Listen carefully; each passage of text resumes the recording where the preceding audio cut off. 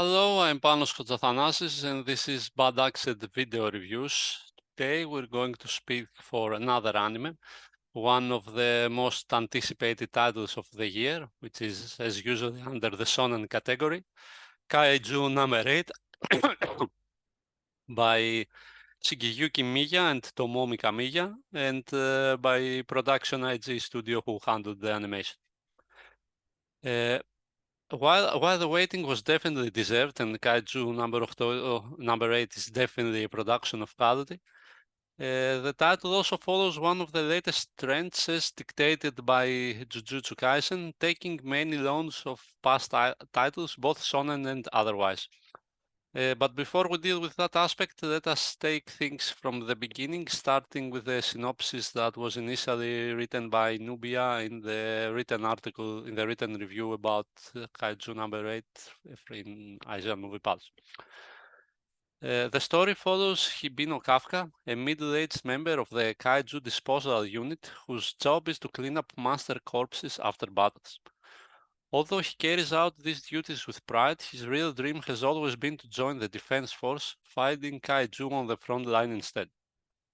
The older he gets, the slimmer his chances become, until one day he's sought out and possessed by a tiny Kaiju, turning him into an incredibly strong human Kaiju hybrid. It seems like a dream, as the fusion gives him everything he needs to succeed in the defense force, but if anyone ever finds out about his secret, it could just as quickly become a nightmarish fight for survival. Or, as we learn later in the series, his fear is that they will either kill him or take him and make experiments on him. Okay, to get back to the loans I mentioned, let me mention the ones that are the most striking. For example, the monster in the first episode resembles the main Eva from Evangelion, both in colors and in movement. The Attack on Titan elements are found in the general setup, including the protagonist, and we also have a Levi character after all, and also the monsters that appear throughout the series. The presentation, the visual presentation, let's say, of the main protagonist is somewhere between Bleach and Tokyo Ghoul, while his real job as a cleaner is a direct inspiration from What to Do with the Dead Kaiju by director Satoshi Miki, a Japanese film that was up a few years ago, which deals about the cleaners of the dead masters. Later on, there are monsters that look much like the ones from Nausicaa of the Valley of the Wind, if you remember the 1984, if I remember correctly, anime by Hayao Miyazaki.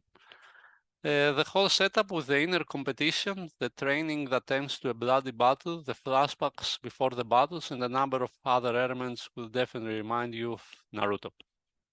Okay, there are more, but I felt that these are the most obvious, the most significant, we can say. At the same time, there are a number of elements that make Kaiju number 8 stand out. The fact that the main character is older is definitely something that strays away from the canons, as usually we have high school age protagonists, teenagers, let's say.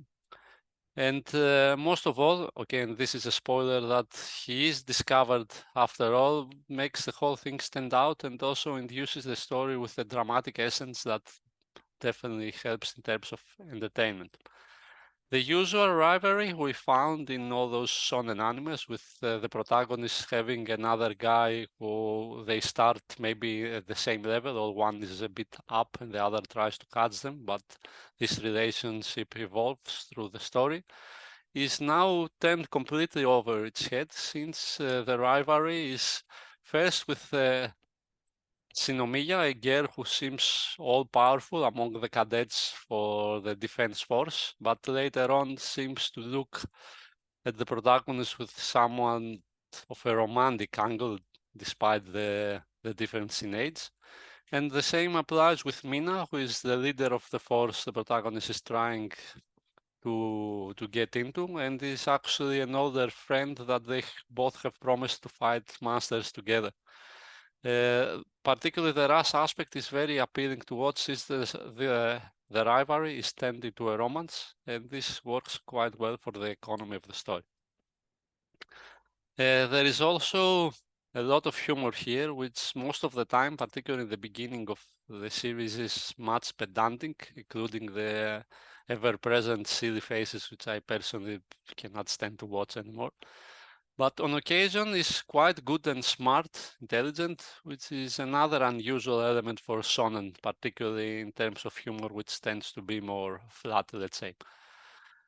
Okay, apart from context, where Kaiju number 8 truly stands out is the technical aspect. It's one of the better looking anime we have seen in the latest years. It's truly unbelievable at times. The battles, the character, the motion, everything is exceptional. Okay, the character design by Nishio Tetsuya is a bit plain, particularly on the humans who have like this, the protagonists especially have this funky appearance, but as a whole works quite well, and the plethora of characters are easy to distinguish, which is definitely a tick in the plus column. The background, the monsters on the other hand are truly impressive. The job done in their creation is astonishing.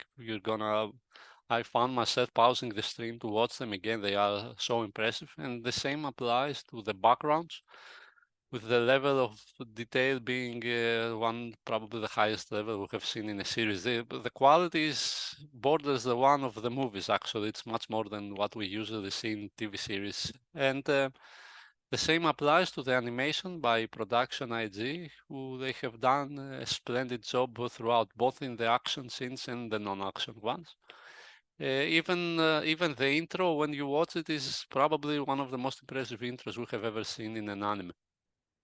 Not much more to say. Okay, these loans can be a bit annoying on occasion, but the more the series progressive, the more you get used to it, and after a point, they are a non-factor. Kaiju number 8 is definitely one of the best series of the year, and I think that all fans of shonen anime will definitely enjoy watching them. The whole of the first season is streaming on Crunchyroll, and you can catch it there. So this was once more of Bad Accent video reviews. Thank you for watching, and if you like this video, you enjoy this video, please like and subscribe. More are coming. Have a nice day.